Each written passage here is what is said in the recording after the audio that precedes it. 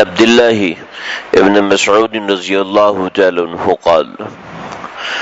خط النبي صلى الله عليه وسلم خطا مربعا وخط خطا في الوسط خارجا منه وخط خططا صغارا إلى هذا الذي في الوسط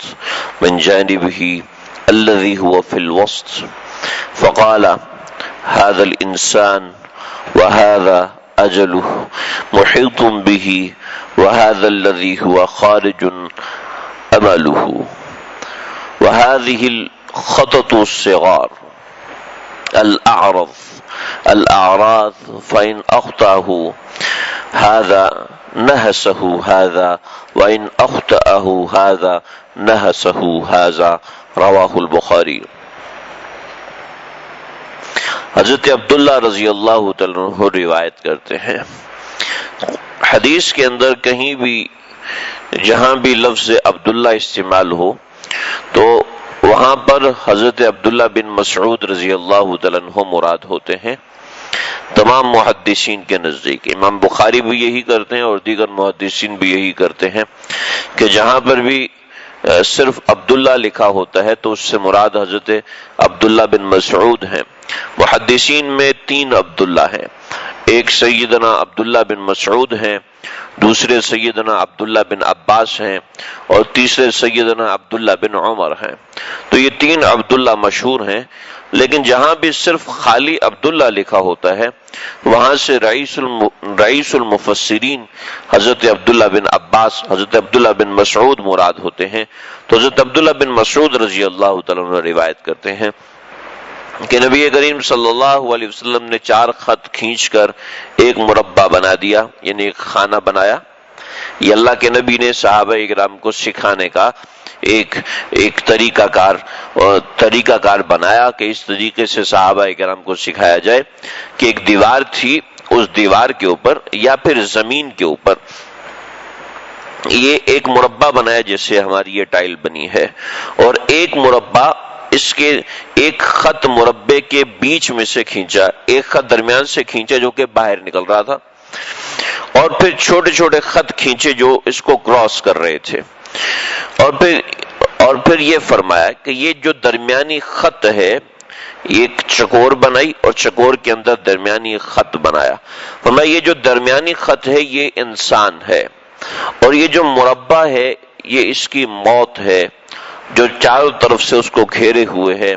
اور درمیانی خط کا حصہ مربع سے ایک باہر نکلا ہوا تھا، مربع سے باہر نکلا ہوا تھا۔ فرمایا کہ یہ انسان کی آرزوئیں ہیں، اور درمیانی خط ہے اس کو کراس کیا ہوا ہے، تو درمیانی خط میں دونوں طرف جو چھوٹے چھوٹے خط ہیں یہ عوارضات ہیں، یعنی آفات اور بلیات اور امراض جو ہر شخص کی جانب اللہ کی طرف سے متوجہ ہوتے ہیں۔ بس اگر ایک عارضہ اور حادثہ آتا ہے اور انسان اس سے بچ جاتا ہے تو پھر دوسرا آتا ہے، اور دوسرے سے بچ گیا تو پھر تیسرا آتا ہے۔ بس اسی طرح متعدد عوارضات اور حوادثات انسان کی طاق میں لگے رہتے ہیں یہاں تک کہ اس کو موت آ جاتی ہے۔ اس حدیث سے مختلف چیزیں سمجھ میں، سب سے پہلی چیز یہ کہ انسان چاروں طرف سے موت سے گھرا ہوا ہے، کسی بھی طرح وہ موت سے باہر جا نہیں سکتا، اس کی زندگی کے حد موت پہ آ کے ختم ہونی ہی ہونی ہے۔ یہ ایک ایسی چیز ہے کہ اللہ کا انکار تو لوگوں نے کیا لیکن موت کا کسی نے کبھی کوئی انکار نہیں کیا۔ اللہ سے کوئی ڈرے یا نہ ڈرے لیکن وہ انسان موت سے ضرور ڈرتا رہا ہے۔ تو یہ سب سے پہلی بات جو اللہ کے نبی کی حدیث میں سامنے آئی وہ آج کا فلسفہ ہے جس کو کوئی انکار کر نہیں سکتا، یہ پہلی بات۔ دوسری بات یہ کہ اس حدیث میں یہ ایک خط جو کھینچا وہ مربع سے باہر نکلا ہوا تھا، بتایا کہ انسان کی آرزوئیں ایسی ہیں جو کہ کبھی بھی ختم نہیں ہوتی۔ یہ بھی میں اور آپ بڑے اچھے سے جانتے ہیں کہ انسان کی آرزوئیں کبھی بھی ختم نہیں ہوتی، چاہے وہ کس اسٹیٹس پہ پہنچ جائے۔ آپ اگر دنیا کی جو نفسیات کی بیہیویئر کی تھیوریز ہیں ان تھیوریز کو اٹھا کے دیکھ لیں. اس وقت جو تھیوری ہے وہ ماسلو کی تھیوری جو سب سے اوپر جا رہی ہے، اس نے بھی انسان کے لیے ایک 5ویں تھیوری نکالی ہے کہ انسان کا ایک سوشل اسٹیٹس ہوتا ہے، یعنی کہ وہ اسٹیٹس جس جگہ پہ انسان کی خواہشات آ کے ختم ہو جاتی ہیں.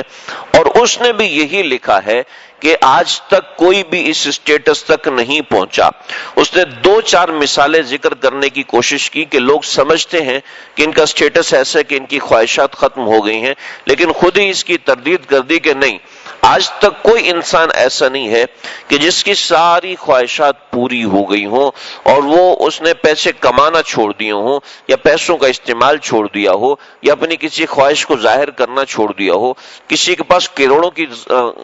مقدار میں دولت ہے، اس نے کئی کیس اسٹڈیز لکھی ہیں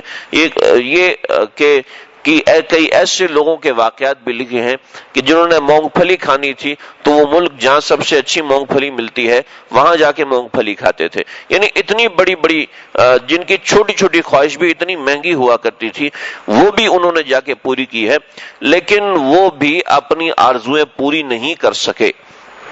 یعنی 10 روپے کی خواہش کو انہوں نے 10 کروڑ میں پورا کیا، لیکن پھر بھی اپنی ساری خواہشات پوری نہ کر سکے. اللہ کے حبیب صلی اللہ علیہ وسلم نے پہلے سے بتا دیا کہ انسان کی خواہشات کبھی بھی پوری نہیں ہوتی. یہ لہذا اپنی وہ حرام خواہشات کہ جن کو پورا ہونے کا امکان نہیں ہے یا جن کے پوری کرنے سے اللہ ناراض ہوتے ہیں ان کے پیچھے پڑنا ہی نہیں چاہیے کہ پتہ ہے کہ پوری کبھی بھی نہیں ہوگی. دوسری چیز اور تیسری بات یہ مکمل ہوئی. تیسری بات یہ ہے کہ انسان کی زندگی میں عوارضات مستقل آتے رہتے ہیں.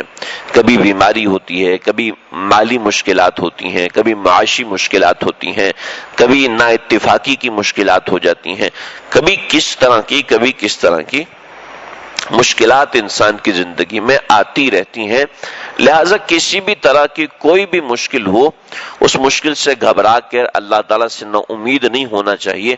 بلکہ رجوع اللہ رکھنا چاہیے. تو ایک چھوٹے سے بیان کے اندر، ایک چھوٹی سی بات کے اندر اللہ کے نبی نے یہ 3 وہ باتیں سمجھا دی جو کہ دنیا کی آج تک کوئی بھی ذات ایسی نہیں ہے، دنیا کی کوئی شخصیت ایسی نہیں ہے جو ان چیزوں سے مبرہ ہو، جو ان چیزوں سے الگ ہو. اللہ ہمیں اپنے نبی کی باتیں سمجھنے کی اور عمل کرنے کی توفیق عطا فرمائے.